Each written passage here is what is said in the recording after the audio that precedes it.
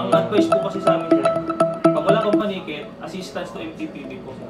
Since sir yung MTPB, sabi, ang impounding na lang ang maninikit dyan. Mali Kaya yun. yun po ano po namin sir. Brother, sinasabi ko sa'yo, mali yun. Hindi po. Ito sir, letter C lang po sir. Ito po, letter C. Thank you, brother. Yes sir. Anong oras ka pinara? Mga 8 na po sir. Na umaga? Opo. Sige, magpapaalam lang ako sa boss mo. Sinong head mo? Major National po.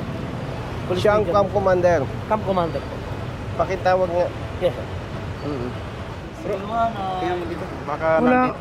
binura niyo po sir. Pati sa trash? Opo. Ay, ay. Binura, Marunong. marunong. Yung pinursige ko pong bawiin po sa kanya kanina sir, kung yung cellphone. Sino yung cellphone mo? Opo. Ako na sir kasi Hindi, marunong ano. kailangan ko po gamitin yun eh. Kaya siguro na ano naman sir. Ginawa niyo muna, tapos biniinano niyo muna. Kasi kung ordinary lang pagpura, patras na doon. Marunong ano. Marunong boss. Brother, pakitawagan si Colonel Binyas. Andito na ako sa harap ng MPD. May kasalanan itong kapatid natin. May traffic violation. Yung pagkuha ng lisensya at hindi tinikitan, walang katwiran yun. Panay ang punta natin dito sa Manila Police District Oh, parang memorize ko na yung layo nito mula gate hanggang doon sa office ni Director. Tapat ng MPD nangyari. Opo sir. Anong ginawa mo? Yung doon na po ako, pinara niya na po ako. Hindi, anong ginawa mo? Nag-overtake ka? Opo, nag-overtake po ako dyan. Kung anong yung nasa unahan ko po, medyo nag-cellphone po, tapos malilate na po yung pasahero ko. Pagdating Okay. po doon sa dyan po banda, pinara na po ako ni sir. Ano daw ang violation mo? Sinabi niya po, alam mo bang bawal yung ginawa mo? Pero sorry po sir, hindi ko na po ulitin. Malilate na po kasi yung pasahero ko eh. Sige, papabay yung pasahero mo. Ano yun sa akin? Binababa mo? Sandali lang po sir, baka pwede po akong makiusap sir. Kasi malilate po ito sir, makikiusap. Wala akong pakialam, basta papabay mo. Pakalipatin mo ng ibang sasakyan, sabi niya po. Binababa mo? Pinakausap po na, sir, babala na po kayo. Sabi niya, Hindi yung pamasahe, binalik mo? hindi po binayaran. Hindi ka nabayaran. Opo. Tapos, Yun nga po, mga 3 minutes, niskortan niyo po ako dyan, tapos papunta po sa likod po ng Adamson. saan ba nangyari yun? Dito na po sir, na para. Saan ba nangyari yung sabi mo overtake? Dito po sir, dyan po. Tapos pinara ka? Opo, dito po. Tapos bumalik kayo? Opo sir, naka-escort po siya. Anong sabi? Sir, sumama ka sa akin, tutuluyan kita. Para madala ka, pakukulong kita, sabi niya. Sir, huwag naman po sir. Ako mo, nakiusap sir, 5 buwan ako sir. Kaya sumama ka sa akin, doon po nag-counter na po kami doon. Sa likod ng Adamson, pag ano. Papuntang? Sa likod po ng Adamson. Tapos kumilit po kami doon sa may ano. Minto po siya, may sinabi po siya sa akin. Sabi niya, para hindi kita tuluyan, ay hindi ka sa akin, may sabihin ako. Anong sabi? Pag pina-impound kita, 1.5. Pero kung may 500 ka dyan, okay na. Sabi niya po sa akin, sir, 20 pesos pa lang po talaga itong pera ko, sir. Ay hindi, sumama ka, diretso na tayo. Sir, panay makahawa ka po sa kanya eh. Talagang, pagdating po sa may palangka po, naka-escort pa rin po siya. Sabi niya, pagdating doon sa may Quiapo na po, mauna ka na, susundan kita. Kailangan nandun ka sa may central impounding area. Pag Yung lisensya mo nasa kanya? Opo, ayaw niya po ibigay. Sabi ko, sir, basta pumunta ka rin, pupunta kita ron. Mga 1 oras na po ako doon may higit, wala pa po. Walang dumating? Wala po. Kung makakaharap mo yung pulis, makikilala mo yung mukha? Opo, sir. Kilala. Pulis siya ng pulis na naka-uniforme dahil mali daw yung ginawa niyang pag-overtake. Kinuha ang lisensya. Opo. Pinasunod at dadalim sa impounding area. Nagbagong isip, tumigil. Kapag kapag na-impound daw, 1.5 ang babayaran.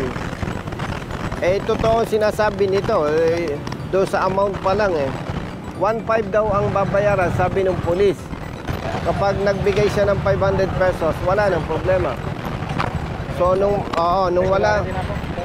wala siyang may bigay na 500 pesos, Pwede na po, sir. diretso sa impounding at susunod ang pulis. Pero isang oras siyang naghintay, walang dumating na pulis. Good afternoon. Dadaan lang tayo dito sa ano.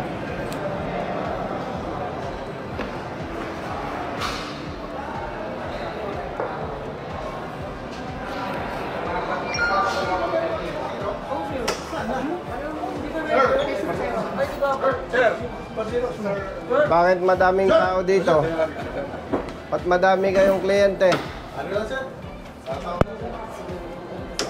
Dadagdagan ko ang problema nyo.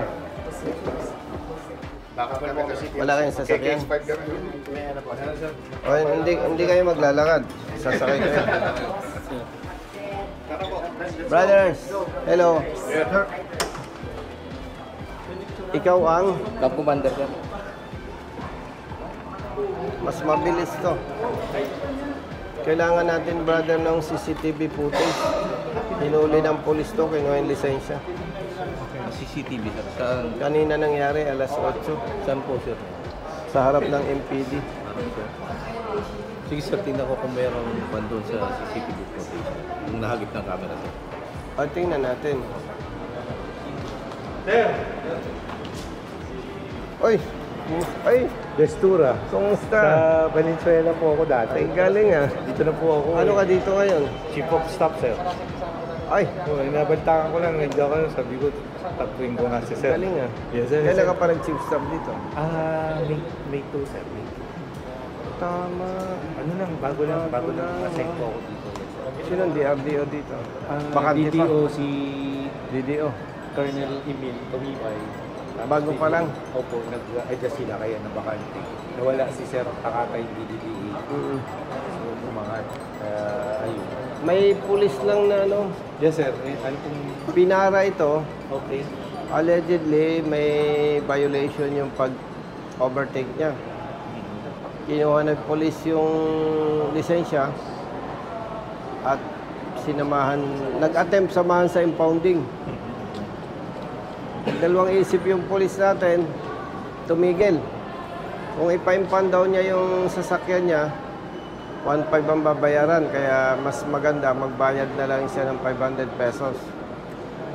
20 pesos lang ang pera, wala. Sabi, sige, tumuloy ka sa impounding, hintayin mo ko. Naghintay doon. Hindi lumutang yung pulis. Yung lisensya na, yung kanyang lisensya nasa pulis. Ay na-identify nga. Dito nangyari, sa harap ng headquarters. Dito sa headquarters? Oo. Yes, sir. Sir, i-ban natin. Ito nga, check namin sa CCTV. Salamat. Yes, sir. Yes, sir. Ilan taon ka pa sa service? 6 years, sir. Mag-general na. Saan ang office mo? At Sa taas? second floor. Ikaw? Sa likod, sir. So, dadaan tayo dito. Okay, thank you. Dito, pwedeng mabilis, no? Pakicheck nga, kapatid, from 7 to 8. Nandun na po sa Rio Pado. 7:30. 7:30 start eh. Di ba pwede yan, brother? Ano, medyo igaganon. Yes, sa pabilisan. Pero kasi dun sa taas, sir, balik. Pero dito, nakakonect yan. Nakiusap naman po ako, alas Tapos bumalik kayo. Opo, sir. Okay. Eh, Yun. Up. 7:39. Up. 7:39. Babalik yan, babalik. Pati na natin ibang kung sa gitna ng isbang ang dito. Sino ba yun, brother? Kung mali, papayuhan lang natin.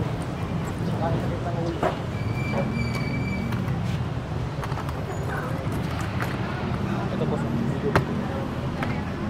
Expired po kasi yung ano po. Ay hindi, wala. Doon ka magpaliwanag tayo.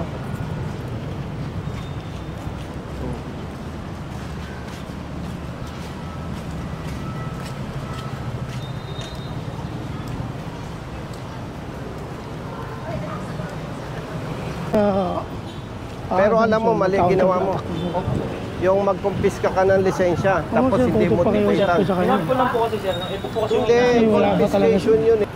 Pumunta yan sa impounding. Nagkakaso ka na ba? Hindi pa. Kauna-unahan mo itong kaso. Doon tayo sa IAS. Brother, saan ang office mo?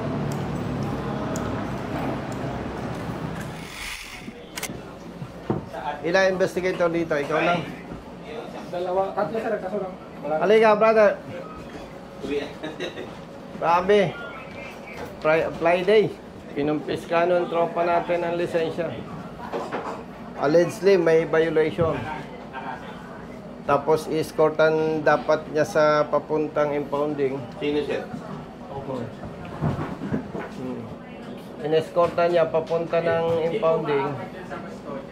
Pero hindi natin malaman kung ba't nagkagano na hindi sila nagpanagpo doon sa impounding. May panikat ka. Sir, as of now, sir, ilan na gradual lang po pagbigay ng panik. Alam po mali, pero yung po Hindi hamak na mas may pera ka kaysa kanya. Mas mahirap yung hanap buhay niya. Tapos Totoo po yun, ganyan. sir, kaya po hindi- Kasi kung may violation, ticket, wala kang panikit, ang kaya mo lang gawin, advice. Tapos kinumpis ka mo ang lisensya, ORCR yan. Opo, sir. O, imagine. Maituturing na abuse of authority yan eh. Walang paliwanag yan, brother. Mali yung ginawa mo. Nung makita mo siya, may pasahero siya, wala. Meron po, sir. O, yun. May pasahero, ipapa-impound mo. Wala kang panikit. Actually, sir, yun po kasi yung protocol na, sir. Ay, kung sino man ang nag-utos niyan, sinasabi mo, mali yun. O, pag nag-submit ka ng affidavit, i-mention mo kung sino nag-utos sa'yo. At isasama na natin sa kaso. Kasi, mayroon tayong tinatawag kapatid na lawful and unlawful order. Criminologist ka. Yes, sir. Alam mo yung tama at mali. Pag mali ang utos, huwag tayo sumunod. Yes, sir. Ay, public service tayo eh. Public servants eh. Dapat tama ang ginagawa natin eh. Ay, biroy mo, maliit na naghahanap buhay. Yan, Del. Man, Pero wala pa naman siya. ayaw niyang aminin, yung ATM niya, nasa misis niya rin. ATM, automatic to misis. Oh. No, bro Jerry. May ATM naman ako, oh. Oh. Salamat po, sir. Ha? Thank you po. Para yung kitang nawala sa'yo, may kapalit. Salamat po. Kanina, stress na stress na. Oo, sir. Malaking bagay isang araw na mawawala. Na, paghulugan kasi. Yes, sir. Oo. Alas 4 lang madaling araw po, sir. Kumabako na po. Sige, ayusin mo rin. Ganito, brother, ha? Yes, po, sir. Sa ngalan ng public service, gawin lang natin yung tamang proseso. Yes, po, sir. Kasi kung hindi natin ito gagawin, hopeless.